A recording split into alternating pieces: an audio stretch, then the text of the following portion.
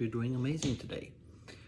Today I'm wearing a shirt for LTOncon. Love Thy Nerd is a wonderful organization that I've been able to interact with several times at Gen Con.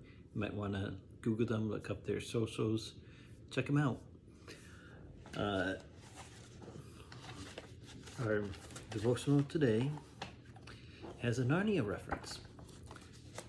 So pull out your swords, bring all the talking animals over, and let's dig in.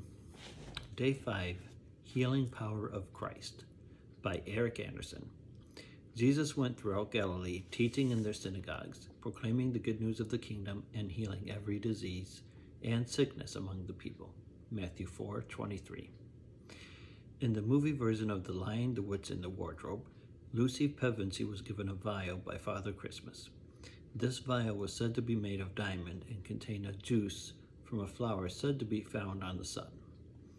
It was a healing juice. She later used it after the battle with the White Witch to heal not only her brother Edmund from a nearly deadly wound, but many others wounded in that battle. I'm sure that was a long day. Jesus had many long days. Often he would go to towns to preach and heal, and people would come crowding around him again and again. One of those days was at his disciple Peter's house. Peter's mother-in-law was sick in bed with a fever. He held her hand, rebuked the fever, and she immediately was healed and got up to start waiting on Jesus and his friends. That evening, people started coming from around the town. In fact, the whole town gathered at the door.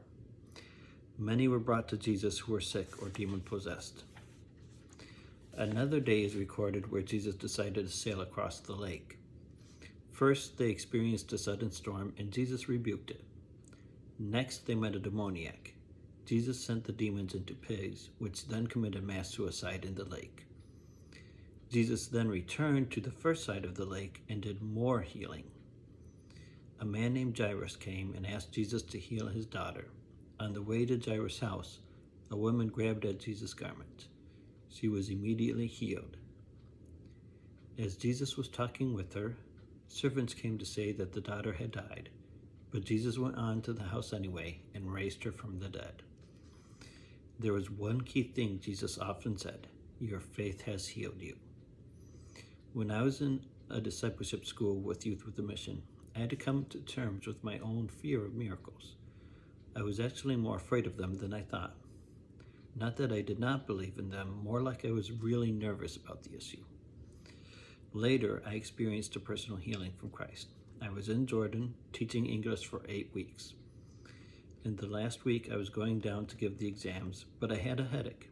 I prayed and asked God for healing. In the middle of the first exam, my headache went away.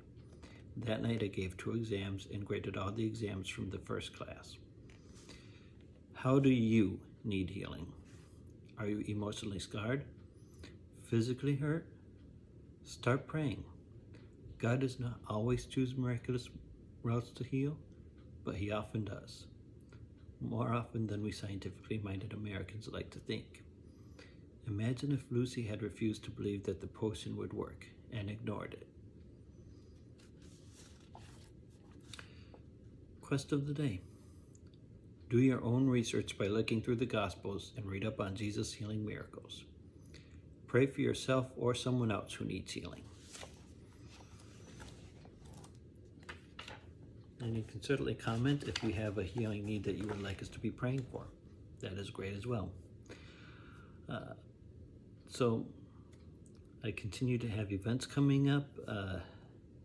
March 11th is MuskyCon in Muskegon. I'm really excited. It's always a good show. If you're in the area, come on out. It's just a one-day show. It's a low cost and it's fun. March 25th, I have 2 things. In the morning from 9 to 1, I'm at Mona Shores High School for their Comic-Con.